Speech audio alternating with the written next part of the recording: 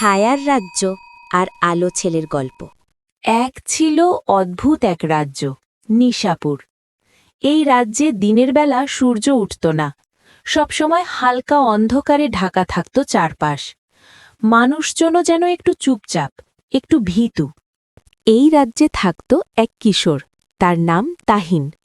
অন্য সবার মতো সে অন্ধকারকে ভয় পেত না, বরং সে অন্ধকারে ছোট ছোট আলো খুঁজে বের করতে ভালোবাসত।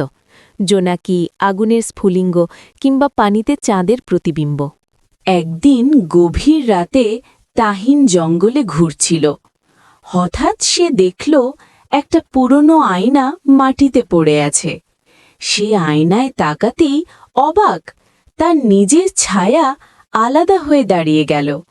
ছায়াটা কথা বলল, আমি তোমার ভয়। তুমি যতদিন আমাকে ভয় পাবে ততদিন এই রাজ্যে আলো ফিরবে না। তাহিন ভয় পেলেও পালালো না। ছায়া তাকে বলল, যদি তুমি ৩টে সত্য খুঁজে বের করতে পারো তাহলে এই রাজ্যে আলো ফিরে আসবে। তাহিন যাত্রা শুরু করল। প্রথম সত্য, সে এক বৃদ্ধাকে সাহায্য করল, যিনি একা অন্ধকারে পথ হারিয়ে ফেলেছিলেন। বৃদ্ধা বললেন, অন্যকে সাহায্য করলে নিজের ভেতরের আলো জ্বলে ওঠে। দ্বিতীয় সত্য, সে এক নদীর ধারে গেল, যেখানে পানি একদম কালো। সে নিজের মুখ দেখল আর বুঝল নিজের ভয়কে স্বীকার করাই সবচেয়ে বড় সাহস। ৩ নাম্বার সত্য, শেষে সে নিজের ছায়ার সামনে দাঁড়াল।